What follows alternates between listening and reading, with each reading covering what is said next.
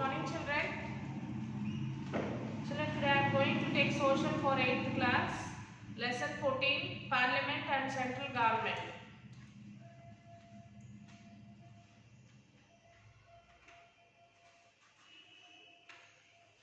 The Constitution provides for a parliamentary form of government in the country in which the Parliament is the highest law-making body. So, in the Constitution provides a Parliament. Parliament is the highest law-making body. So, last year we learned about the law-making bodies at the state level. So, we read that the members of the Legislative Assembly, that is MLAs. MLA means Member of the Legislative Assembly. In each state makes the law for their state. So, the MLAs of the state makes the law for their state. Okay. Each state makes its own laws on certain aspects. So, every state will make laws for their concerned states. They are executive at the level state who implement the laws and policies made by legislative houses.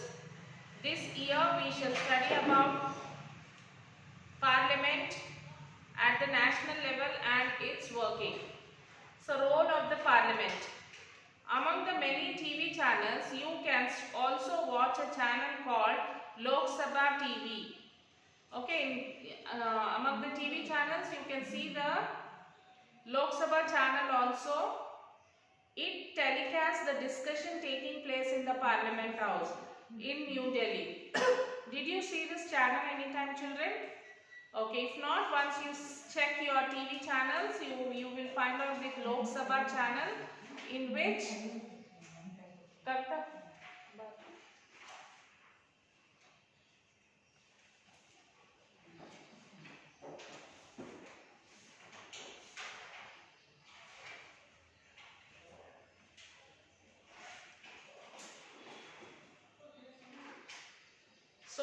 only the discussions which is taking part in Lok Sabha, that is in New Delhi, will be telecasted. You can see this. You can watch this channel to get an idea of the functioning of the Parliament. Our Parliament has many important functions. Among them, making laws for the entire country is the most important. Okay, our Parliament has many laws. From that many laws, the making of the laws for the entire country is very important, which takes place in Parliament. It also makes policies for the entire country about forests, natural resources like mines, about education, about our relationship with other countries, about industries and agriculture, etc. So, about all these things, the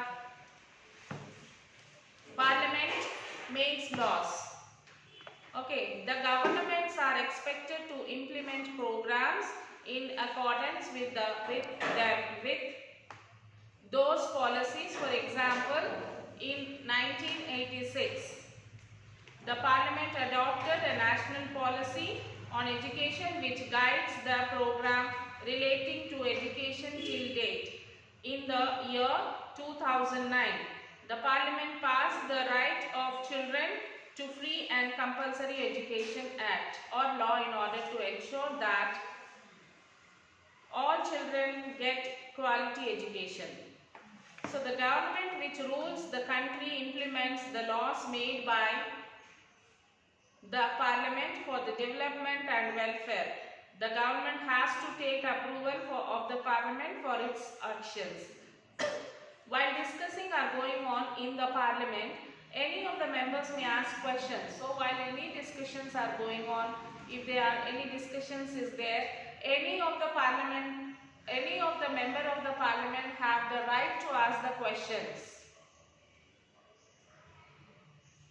For clarification on any of the issues, and respective members from the government have to answer them, and the members from the government will have to answer for the questions which the members of the Parliament ask. Thus, the government is answerable to the parliament. The parliament also approves the income and expenditure of the government. The parliament also approves the income and the expenditure. Every year, the government presents the annual budget for the approval of the parliament. So, the House of Parliament. There are two houses of parliament, Lok Sabha and Rajya Sabha. The members of the Lok Sabha direct elections, while the Rajya Sabha members are elected by the members of the state legislative assembly. So there will be two houses, that is, one is Lok Sabha and the other one is the Rajya Sabha, and the Lok Sabha members are elected directly from direct elections, and Rajya Sabha members will be elected through the members of the legislative assembly, that is indirect elections. The Rajya Sabha may have a maximum of 250 members. The state so Rajya Sabha, in that maximum 250 members should be there. Okay, the state legislative assembly elect their representative to the Rajya Sabha. This is on one way a link between the state government and the legislative process at the center. The Rajya Sabha members are elected for a term of 6 years. Every 2 years, about 1/3 of its members retire and the new members are elected in their place. So, powers of the House. According to the Constitution, for most matters, the Lok Sabha exercise supreme power. Let us see how. First one, an ordinary law needs to be passed by both the houses. If any ordinary law is there, it should be passed by both the houses. But if there are differences between the two houses, the final decision is taken in a joint session in which members of both the houses sit together. So if any decision has to be taken finally, both the members will sit together and they will decide. As Lok Sabha has more members, it is likely that its views will prevail in such a meeting. As there are so many members in Lok Sabha, so they will have to discuss with both of them and they have to take the final decision.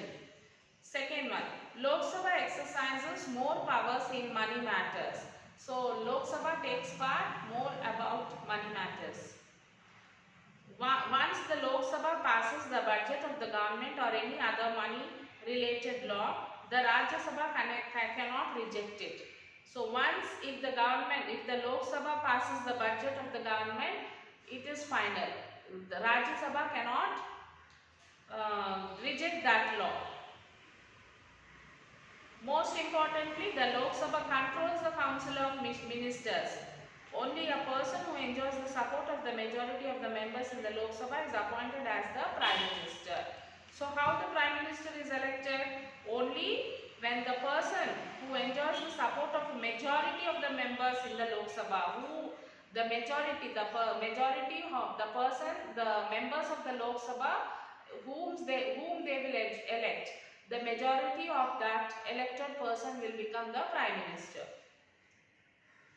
If the majority of the Lok Sabha members say that they have no confidence in the Council of Ministers, all ministers including the Prime Minister have to quit. If the members of the Lok Sabha says that they does not have confidence on the Council of Ministers, so everyone including Prime Minister also must quit. The Rajya Sabha does not have this power. The Rajya Sabha does not have all these powers. Elections to Lok Sabha. So Lok Sabha has been given this special position because it is directly elected by the people. So Lok Sabha is given this position because it is directly elected by the people. Let us see how this happens. Normally elections to the Lok Sabha are held every 5 years. So for every 5 years elections will be held for Lok Sabha. All citizens who are of 18 years or above can vote in the elections. All the citizens who are above 18 years have the right to vote for the elections. It is also necessary that they register their names in the constituency they live in. it is also compulsory that they have to register their names in the constituency where you are. A person above the age of 25 years can contest in the elections to become the member of the Lok Sabha. Any person who crosses the age of 25 years is eligible to participate in the Lok Sabha. Even he can also participate for the elections. If he wins with the majority of the votes, then he will become the member of the Lok Sabha. There are 545 Lok Sabha seats. There are 545 Lok Sabha seats. The state and union territories in India are divided into constituencies, seats from which members of the Lok Sabha are elected. States with a large population have more constituencies than states with smaller population. The states which have more population, they have more constituency, and the states which have less population, they have less constituency. Thus, Uttar Pradesh has 80 constituency while Meghalaya has only 2 constituency. Why? Uttar Pradesh population is more than Meghalaya's population. So, the population of Meghalaya is less. So, that's why they got only 2 constituency. Whereas Uttar Pradesh, they have their population is our population is high. So, they have 80 constituencies. Telangana has 17 constituencies and the Union Territory of Chandigarh has 1 constituency. So see the map and table given on previous page and answer the following questions. So you have to observe the map and answer these questions, students. Next, the first elections to Lok Sabha. Elections are an important aspect of our current political lives. It is the occasion where we choose our representatives for a nation like ours with such a large population. Conducting elections in a big task. Okay, let us take a case study of the first elections held in 1951 to 52 to understand this. It took 4 months to conduct these elections. Okay, it was based on universal adult franchise. Every citizen who was 21 years of age or older had the right to vote at that time. Now it is 18 years, at that time it was 21 years for voting. At that time there were more than 17 crore 30 lakhs people who could vote. For most of them this was their first opportunity to vote. Most of them were illiterate and lived in rural areas. There was one big question: how will the people respond to the opportunity?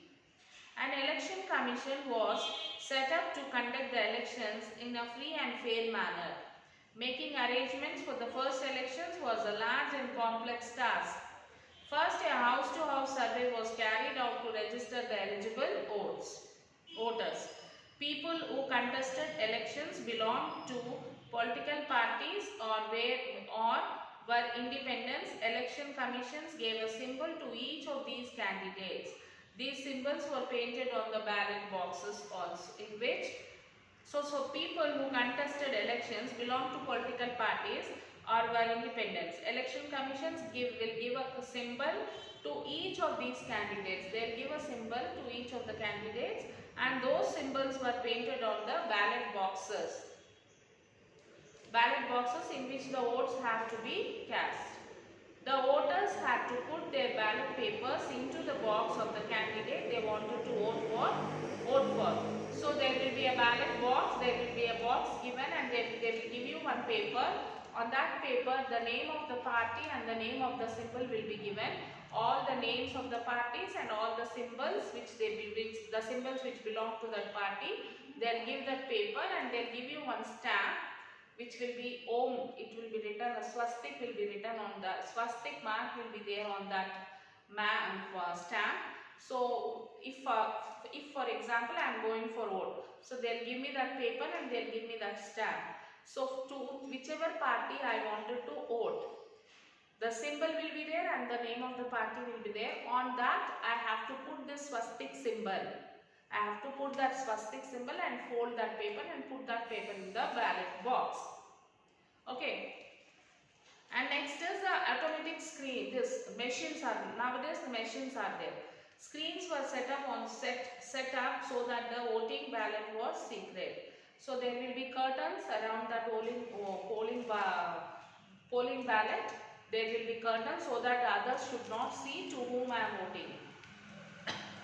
Over 2,24,000 polling booths were set up across the country, and over 25 lakh steel ballot boxes were made. Nearly 62 crores ballot papers were printed. About 10 lakh officials supervised the polls. Nearly 17,500 candidates had contested the elections across the country. Finally, 489 people were elected to the first Lok Sabha. Okay, the elections were conducted in fair and free, impartial and orderly manner with very little violence. The response of the people to the new opportunity was tremendous. They participated in the polls fully aware that their vote was prized possession. In many places, the people treated elections as a festival and a public celebrations. They dressed up for the occasion in festival clothing. Women wore their silver jewelry. Poor and illiterate people demonstrated their ability to exercise their right to vote carefully, even though the voting procedure were complicated. So people have celebrated it as a festival. They wore new clothes. Women wore their silver jewelry and all. There was a large turnout of voters not only in the urban areas but also in the rural areas. There was a very big participation of the Dalits and Adivasis. Another remarkable feature of the elections was the wide participation of women. Nearly 40% of the women who were eligible cast their votes. This was very high considering the fact that many communities practice Parda system under which women did not appear in public. So what was significant about these elections was that on other nation had ever conducted such a large scale elections in which all citizens, including women, illiterate and poor, were given the power to vote. More than 46% of eligible voters exercised this power to vote. And also nowadays there is a electronic, previously there was a ballot boxes and now there was electronic voting machine. You can see the picture, children, in the textbook. This is electron. Nowadays they are using this one, that is electronic voting machine. In this also all the names of the party and the symbols will be given. Beside that symbol, buttons will be given. So whichever party I wanted to vote, I have to go and press that button. Okay, so this is electronic voting machine. Challenges in conducting free and fair elections.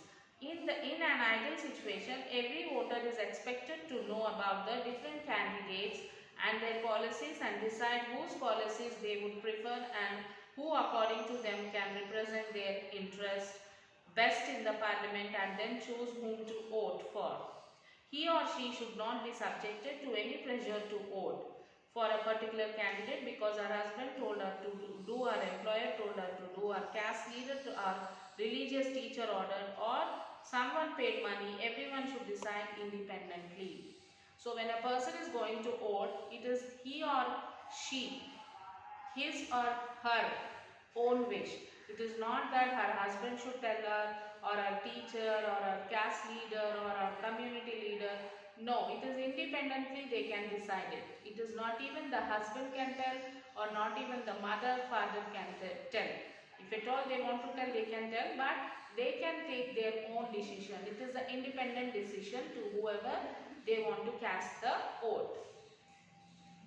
However, in actual practice, people vote based on other consideration like caste or religion or money or other gifts, etc. Often powerful local people terrorize people to vote for a certain candidate.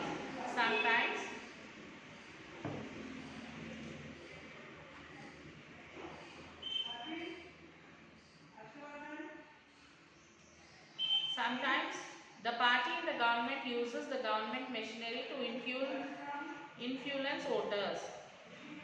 The election commission has taken very strict measures in the recent times to control these illegal practice. Find out more about some of these measures.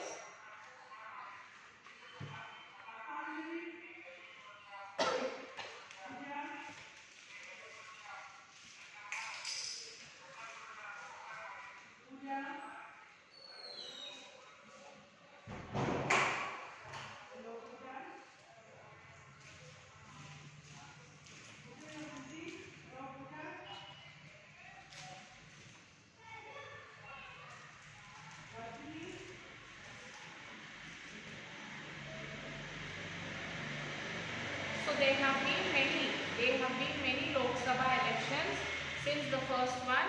The table below gives the percentage of people who voted in each elections. Use this information to answer the following questions. Okay, you can use this information, children, and answer the following questions.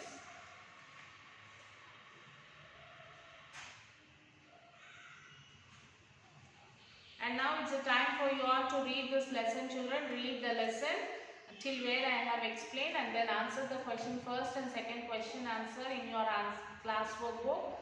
As soon as you finish writing the classwork, take the photo and send it to the school mail ID. First, you have to read the lesson, children. So why you will have to read the lesson? So that you can remember the dates, years and all, isn't it? So read the lesson. There is no harm in reading the lesson. Okay, read the lesson once, guys. You have plenty of time at home. Okay, don't waste your time. Read the lesson and try to answer these questions by your own. So if you are not able to frame the answer, then you can refer the workbook, then you can write it. Okay, children? So till then, take care, children. Bye. We'll meet you in the next class.